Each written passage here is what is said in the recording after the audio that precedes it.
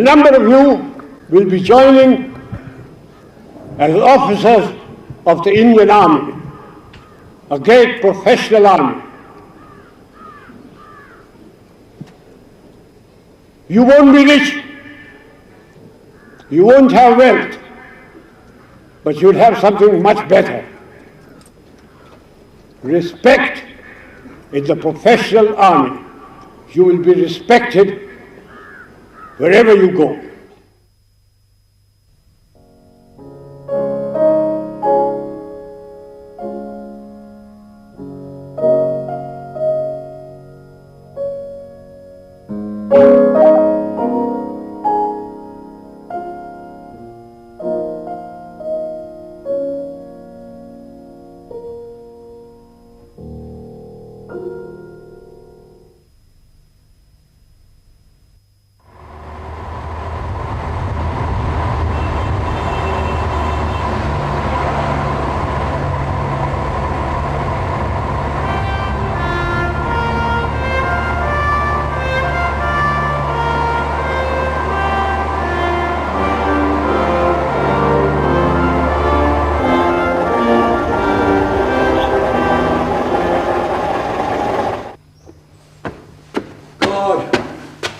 Hi Sam. Hello son, how are you? Aren't you happy to see me? When did you come? Oh, just now. How long are you here for? What, 5 days? Too long. Come on. Come on. Sam Hormasji Framji Jamshedji Manekshaw was born in a Zoroastrian family at Amritsar in 1914. So? One of the finest military commanders of the nation, Sam became India's first Field Marshal in 1973, attaining the highest rank in the Indian Army. His role as the Army Chief during the Bangladesh war operations had been vital to the country's outstanding victory. Today, the Field Marshal lives alone in the Nilgiri Hills in South India. He travels back in time over his rich and unique life with his grandson Jahan, making the past come alive. So Sam, tell me about the beginning of the Bangladesh war. The Mukti Bahini. Oh, usual political stunts.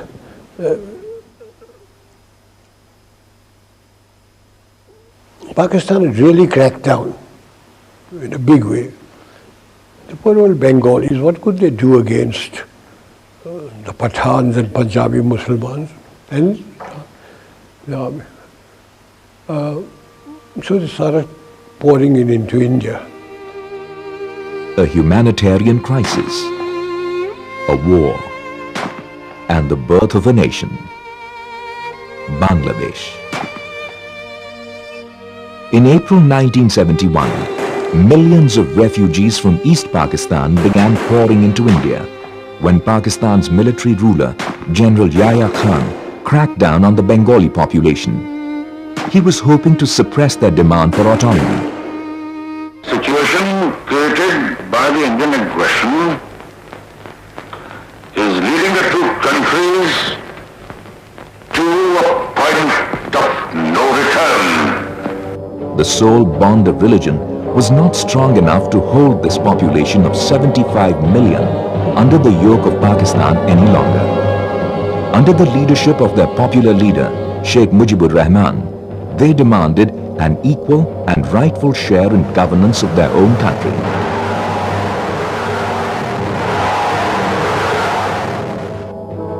Prime Minister Indira Gandhi was greatly disturbed by this influx of almost 10 million refugees whom India was in no position to accommodate. She felt the solution lay in going to war with Pakistan and summoned General Manekshaw, Chief of Army Staff since 1969. And Mrs. Gandhi, in an awful temper,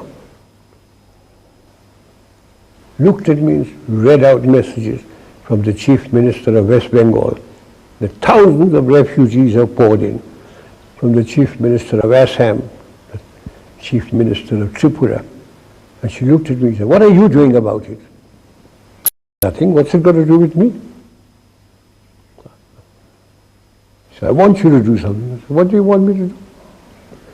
He said, I want you to march into East Pakistan.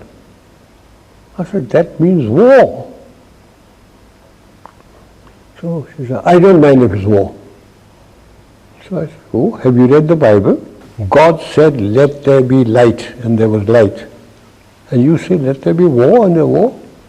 Are you ready? I certainly am not. Then I said, this was about 23rd of April. I said, you know, the Himalayan passes are opening, and if the Chinese give us an ultimatum, and I said, the monsoon will be breaking in a few days' time, and when it rains in that part of the world, it pours. Rivers become like oceans. If you stand on one bank, you can't see the other. My movement will be confined to roads. Because of climatic conditions, the Air Force will not be able to support me. And if I were to go in, I guarantee you 100% defeat. I said to Mrs. Gandhi, will you now give me your orders? And she, all right, cabinet would meet again at 4 o'clock. So everybody started walking out, I being the junior one. A smile on my face as I was going out. She said, Chief, stay behind. I said, Prime Minister, before you open your mouth, shall I send in my resignation on grounds of health, mental or physical? And she said, oh, sit down, Sam, tell me. Everything you told me is the truth. I said, yes, everything I've told you is the truth. I said, it's my job to fight to win, not to lose. And she smiled at me. She said, all right, Sam, you let me know when you're ready. By December, the tension between India and Pakistan was at its height. Bangladesh's freedom fighters, the Mukti Bahini, were bravely resisting the Pakistani onslaught. The war finally began on the 3rd of December 1971 after Pakistan attacked several Indian airfields. Strategic military planning ensured excellent coordination between the Army, the Navy and the Air Force. India did not have to fight any foreign ally of Pakistan, neither China nor the United States of America, both of whom could have been very dangerous.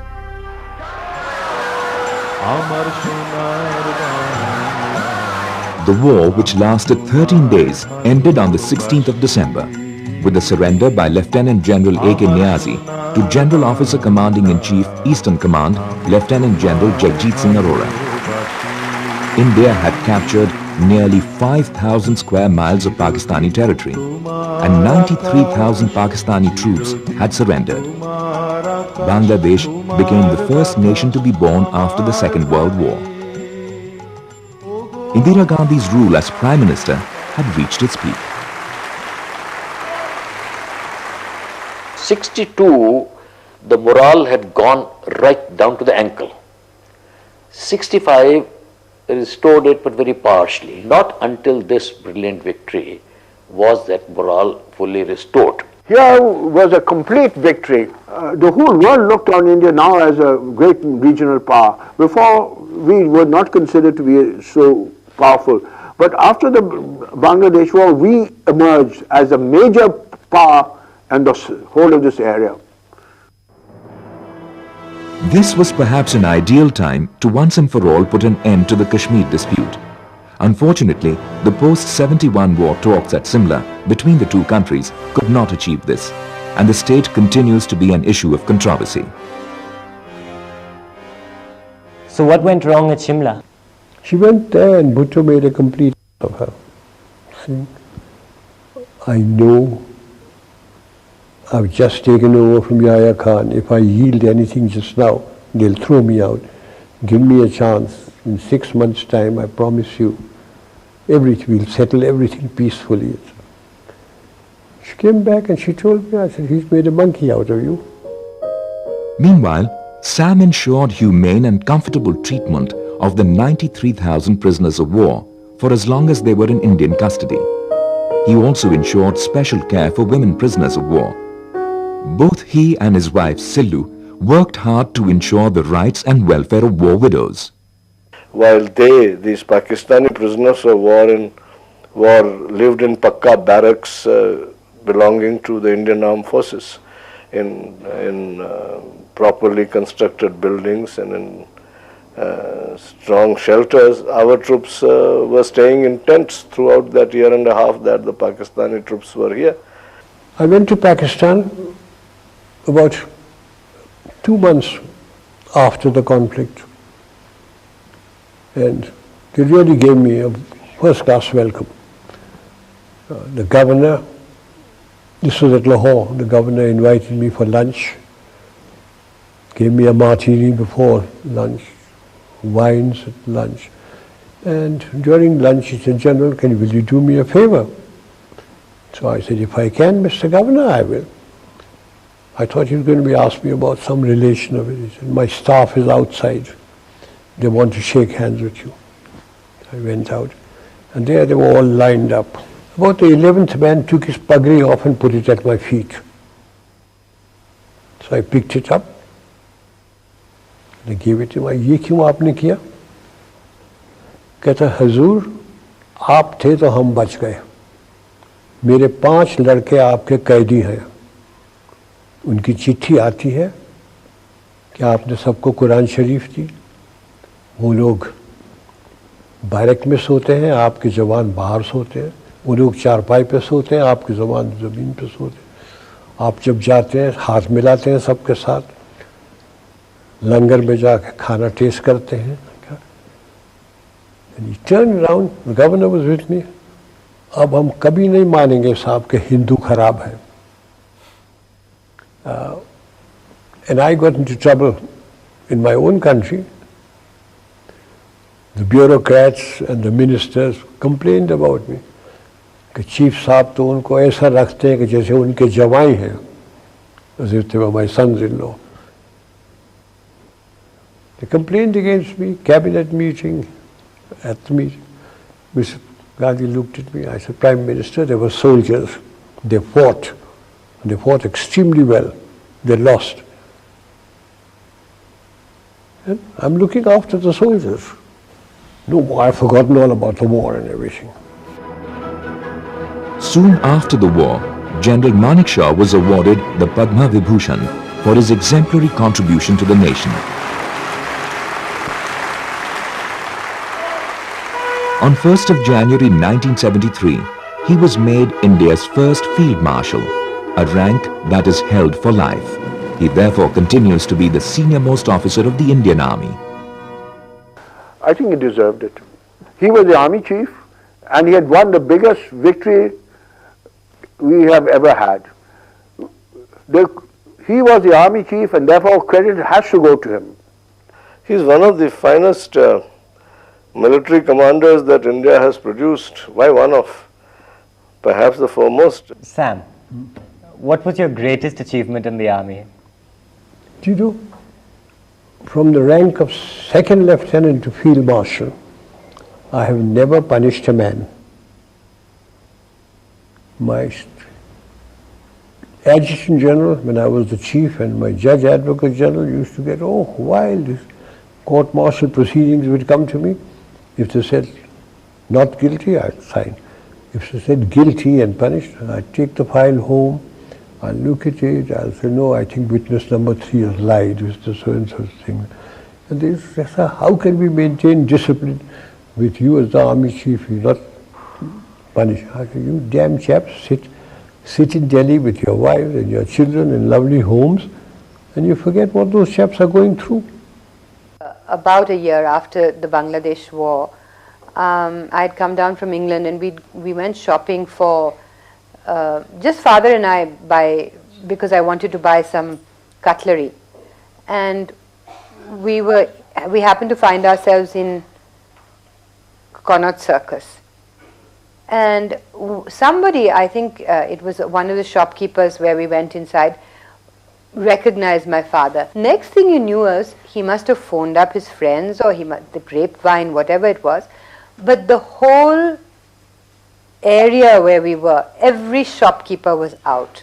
Every shopkeeper had something to say, came and talked to him, Somebody wanted to touch his feet, somebody wanted to give him a present, somebody had some story to tell, and it was amazing how much affection and respect he commanded at that time. I couldn't go anywhere when people would ask, General, when are you taking over? One evening at 4 o'clock in my office, I was having tea when Mrs. Gandhi rang up. She was in Parliament House. And she rang up and said, Sam, are you very busy? And I said, Prime Minister, the Army Chief is always busy, but never too busy to talk to his Prime Minister. She said, can you come over? And I said, I'm having tea here. She said, oh, I'll give you tea. I said, I have good tea here, you'll give me muck. He said, oh, come over. So I said, okay. So I got hold of the ADC. I said, the girl wants me. Come on, get the car. The girl wants me. They always knew I'd talk like that. So we got into the car, went to Parliament House. She was sitting in her office at a kidney-shaped table. She was an actress. She was sitting down like this. I walked in my breezy way. I said, hello, Prime Minister. You seem worried. What's wrong? She said, I've got problems. So I said, oh, cry on my shoulder. What are your problems? And she looked me straight in the face and said, you are my problem. So I said, now what have I done? Have I made a speech? Have I done something stupid? So I said, what have I done now? She said, everybody says you are going to take over from me. So I said, and what do you think? She says, you can't. And I said, oh, you think I'm so incompetent? I didn't mean that, Sam. You wouldn't. She has a long nose, I have a longer one. I put my nose next to her. I want to tell you, I have no intention or even a thought of getting involved in politics or taking over, as long as I command my army without interference. Okay, you have told you enough about Mrs. Gandhi and myself. Moraji Desai. Ah, you want to know about Moraji Bhai. You've been dying to tell that story, haven't you? I've got 2 or 3 stories about Moraji Bhai.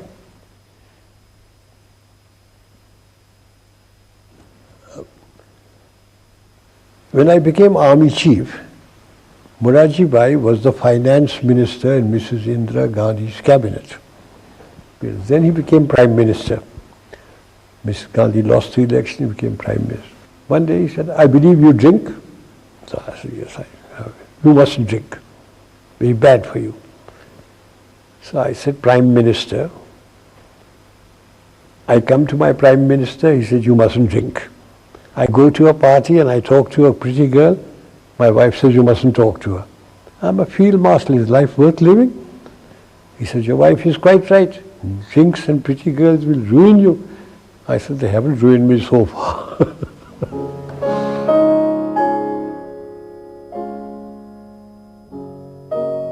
Sam, what are you reading? Some muck, as usual. Look what I found from Bombay. What? I found this in Bombay at Serubai's house. What? What's this you found? It's a photo of your entire family in Amritsar. Good God. I even recognize myself. How old were you then? Where did you find it? Serubai has it. Has a whole bunch of them with her. So? So what, I recognize myself there. A good-looking chap. I know. I wanted to know a little bit more about your childhood in Amritsar. My father was a doctor. His ancestral home was Balsar. He became a doctor in Bombay at a very young age. Then he met my mother and he got married, but he couldn't earn a living in Bombay. So they said, Dr. Manekshaw, go to the Punjab. Now this is 1899 or 1900. Those people in Bombay didn't know where Punjab was. The 5th of 6 children, Sam was born into a Parsi family in 1914 in Amritsar. His father was one of the few practicing physicians in the city at the time and remained in Amritsar till partition. Were you a very religious family? Well, taught our prayers and we said our prayers. In fact, I say the same prayers now that I used to when my mother taught me when I was a little chap. Every night.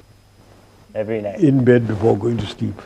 We had a wonderful childhood. There were 5 of us because my eldest brother Fali was in Bombay and my father sent us all off to boarding schools. My elder brother John went to Sherwood, I went to Sherwood, Jimmy went to Sherwood. My 2 sisters, Silla and Seru, they were sent to the convent in Murray. And we went for 9 months.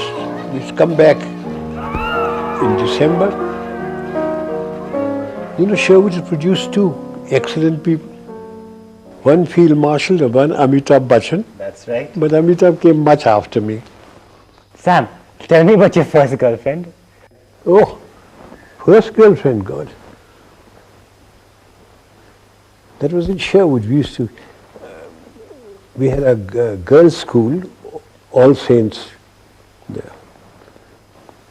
I mustn't give you her name either. We used to go at night. And they'd come out from the dormitory through the lavatory, etc. And we'd all meet there. We were all stupid chaps, you know. Did watching your father work as a doctor give you ideas of what you wanted to do with your I life? wanted to become a doctor myself. How strong was that desire? Very strong. My father had promised to send me. He'd sent my 2 elder brothers, Fali and John, to England, and they became engineers. And he promised to send me to England too, if I did well in my senior Cambridge. So when my results came for the senior Cambridge, I'd done extremely well. I passed out top in the school. I'd got 8 subjects. I'd got distinguished in 8 subjects. And I came to my father. I couldn't do any better. So he promised to send me to England. And he said, my son, I promised, I'll keep my promise, but you're only 15. Join college here, and when you're 18, I'll send you. And I was so stupid, I didn't talk to my father for 18 months. And I read in the papers that there was an army examination. So I got money from my mama. I went to Delhi, appeared for it, and I got into the army. In 1932, Sam joined the first batch of the Indian Military Academy, Dehradun, as a gentleman cadet. He went on to study at the Staff College, Quetta, and still later to the Imperial Defence College in the United Kingdom. He was quite popular amongst the fellow cadets, but he got into small trouble because of his some pranks that he played time and again. And you know what my first confidential report was? This officer, dash, I beg his pardon, dash, may someday become an officer. You know, those days, every officer who joined the Indian Army, British or Indian, had to do 1 year with a British regiment. So I did my first year with the Royal Scots. That's right.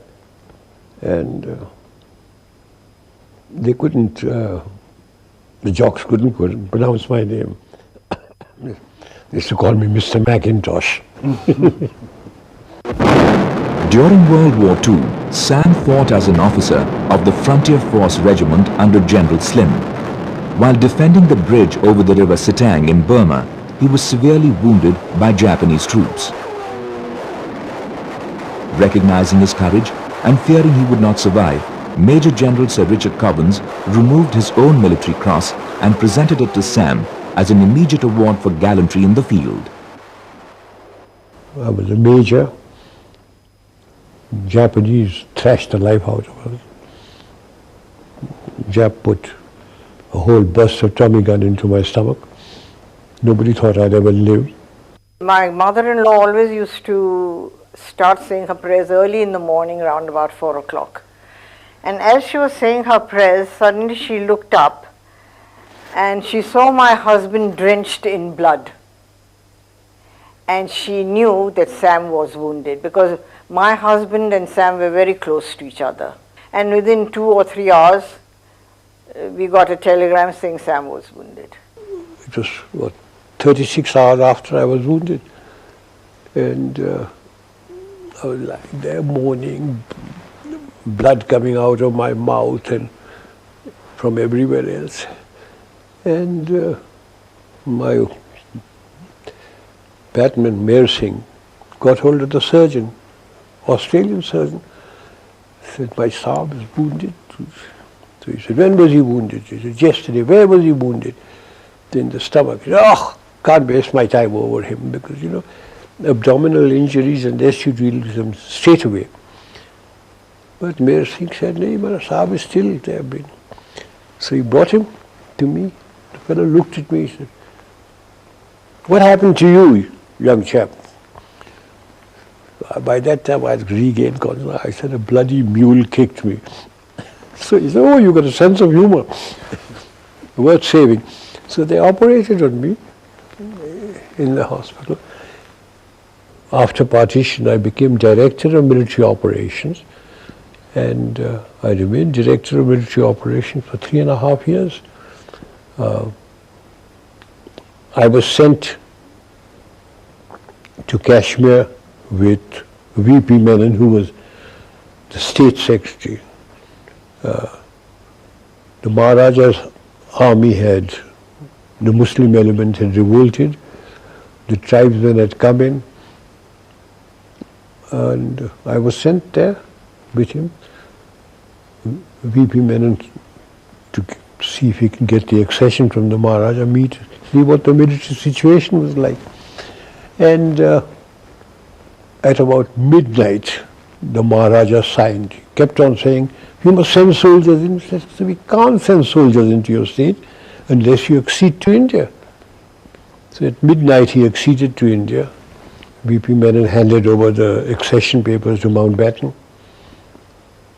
Mountbatten looked at me. He said, Manekshaw. He didn't call him Manekshaw. Manekshaw, what's the military situation like? I said, very bad, sir. The tribesmen are busy looting and raping about 9 kilometers away from Srinagar and the airfield. If they once get in, we've lost Kashmir, because we won't be able to fly troops in, etc. So he looked at Nehru, and Nehru talked and all, until Sardar Patel lost his temper. He said, Jawaharlal, do you want Kashmir or do you want to hand it over? He said, of course, Kashmir is ours now.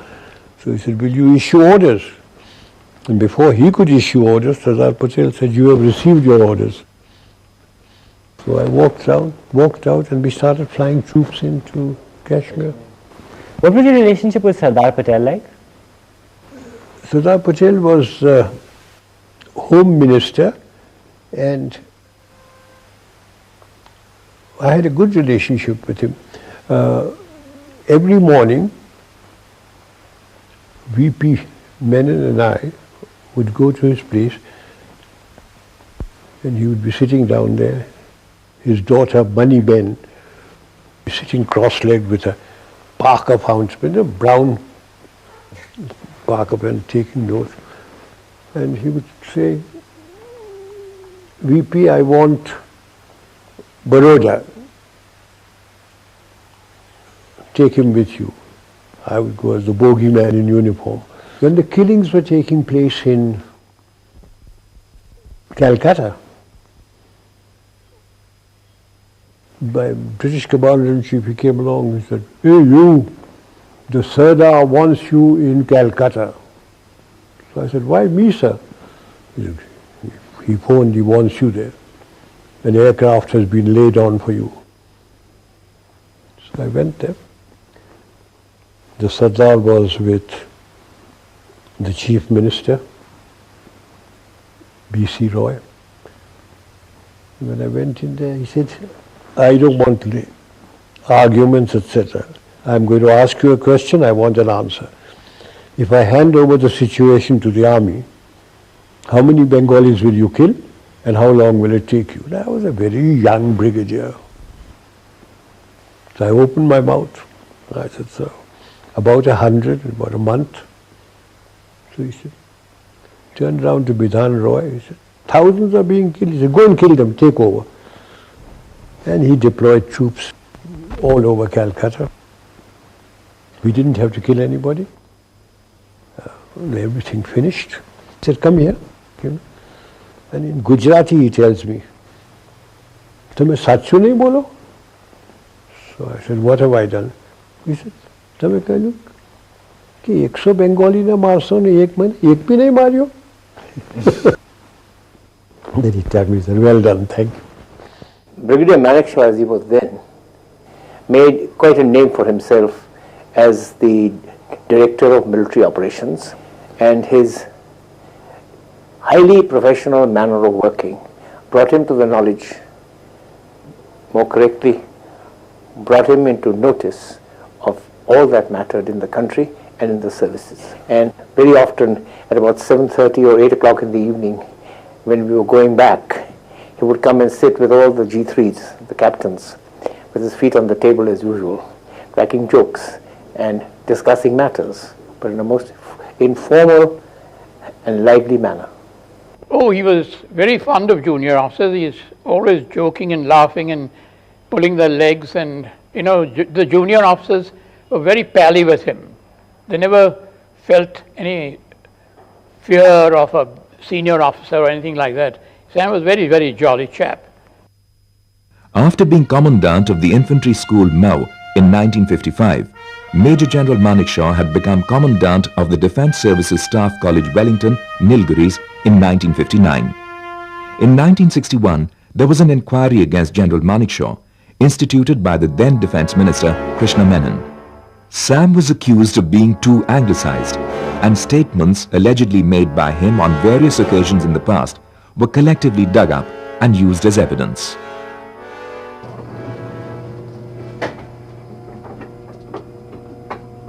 I was posted to the Staff College. As Commandant? As Commandant. And they hatched up a plot against me.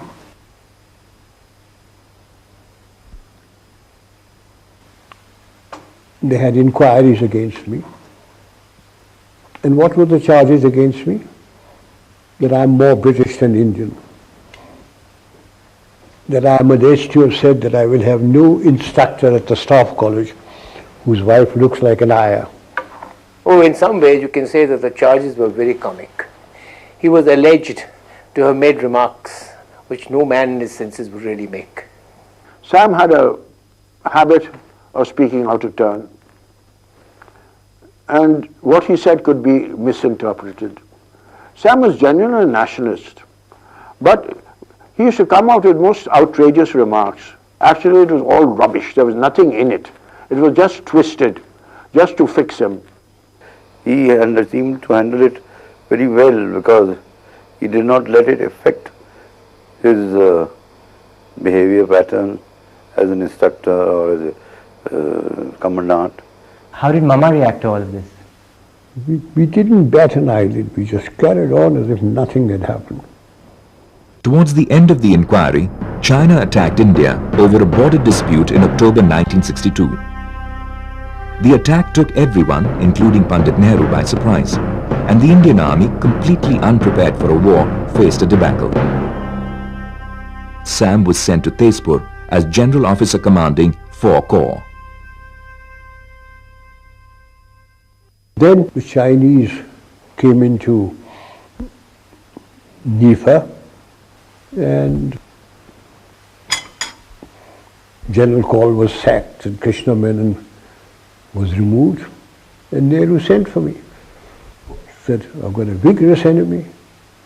Will you go and take over? And I said, I've been waiting 18 months for this, Prime Minister. And he said, oh, that was all a mistake. That was all a mistake. Will you go? I said, yes, I'll go. So I took over the thing. And so I always say that the Chinese came to my rescue.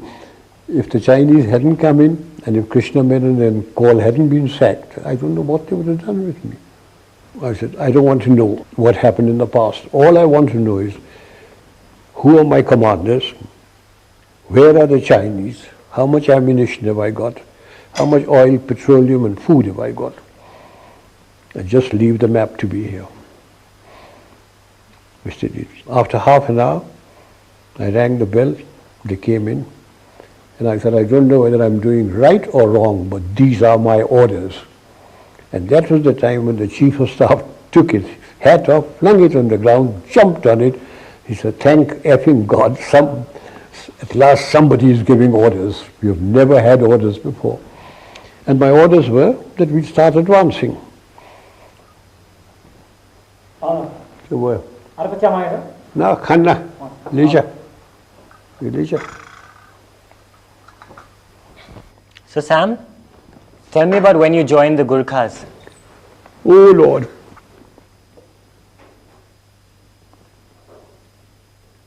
In the Indian Army, there were 10 regiments of Gurkhas. So when India got independence, like the Pakistan, people went to Pakistan, certain regiments went to Her Majesty's Gurkhas and certain regiments remained in India. But there was a treaty between the King of Nepal and the British government that all Gurkha regiments would be officered by British officers.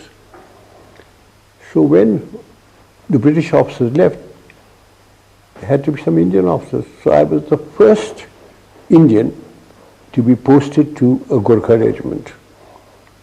I, having been with the Frontier Force Regiment, now became a Gurkha.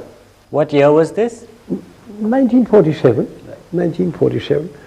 And I met a Gurkha sentry. I looked at him and I said, asked him, "Tera naam kya hai?" And he said, "Har ka Bahadur Guru." Then I looked at him, "Mera naam kya hai?" And he thought and he said, "Sam Bahadur." I became Sam Bahadur. Sam Bahadur's bond with the Gurkhas continues even today. His Gurkha orderlies and their families settled with Sam and Silu in Kunur, where they continue to serve him faithfully. The underlying affection between them is apparent to all those who visit their home.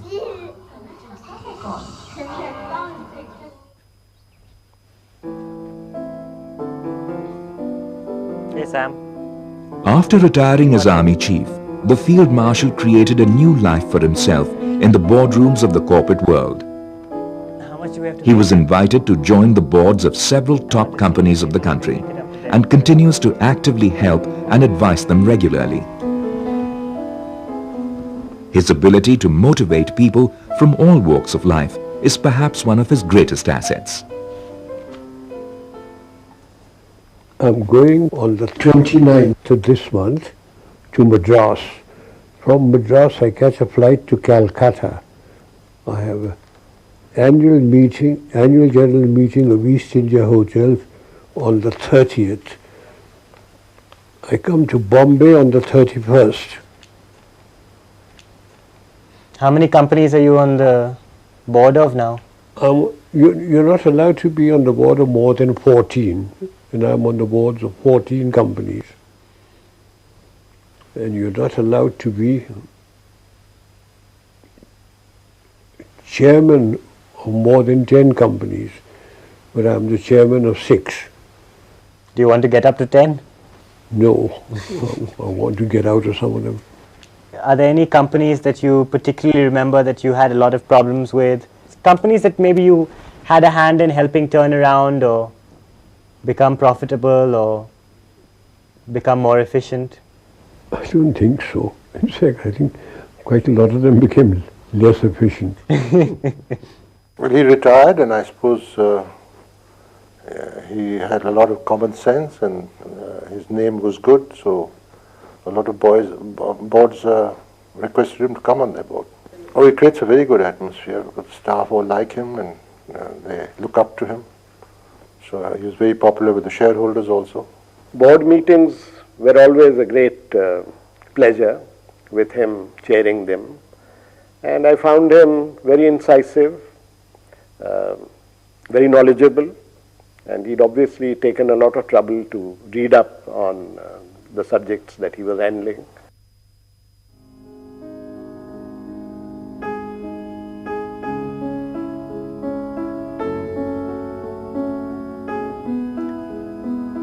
calm and constant presence in Sam's life was his wife, Silu. Her recent loss has left a deep void in his existence. She had always acted as a balancing force in Sam's hectic life.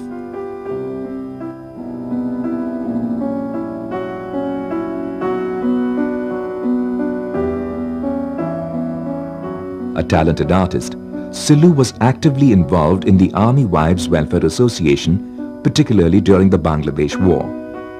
After settling in Kunur, she played an instrumental role in taking forward a small medical clinic for the poor, which is now well known throughout the Nilgiris. She donated the proceeds from the sale of her paintings for the clinic as well. Silu was really a very fine person. She was I can't explain it, but she was loved by all. No one had a bad word about her. She took part in social work. She had no chip on her shoulder, and she understood people. She understood people much better than her husband.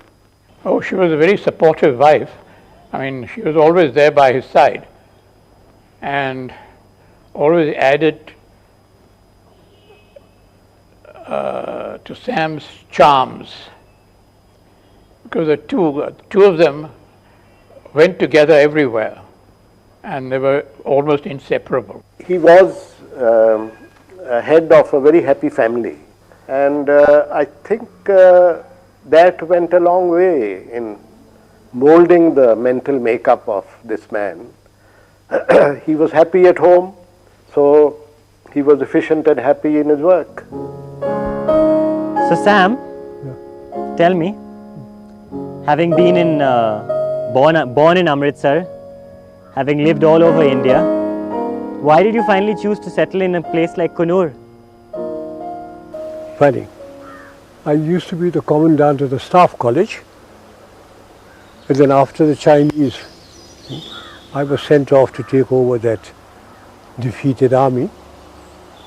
And Mama was here, and she bought half acres of hillside for the princely sum of 18,500 rupees.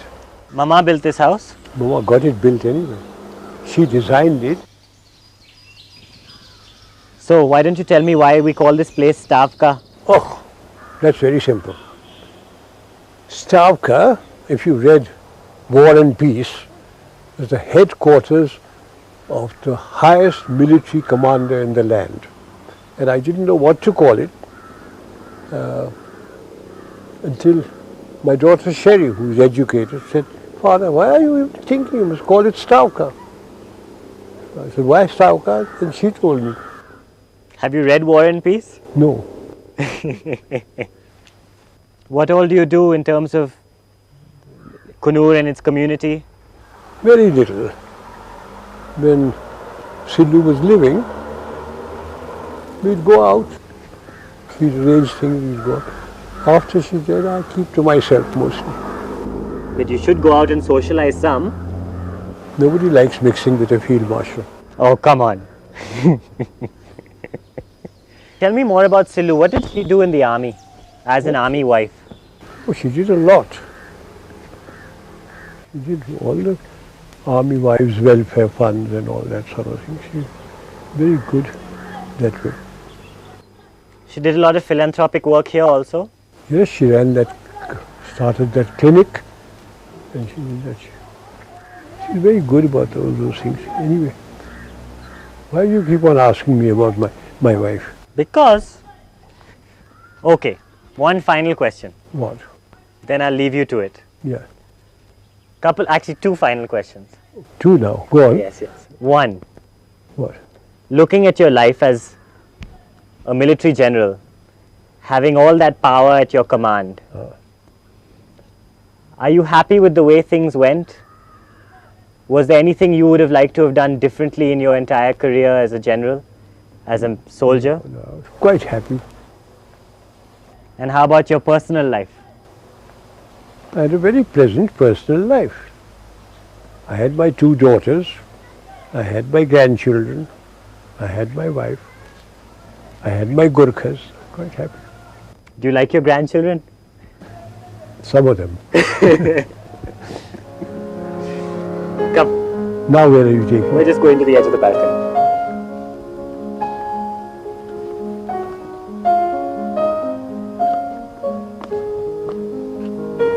And that we're going to plant tomorrow. Delphiniums.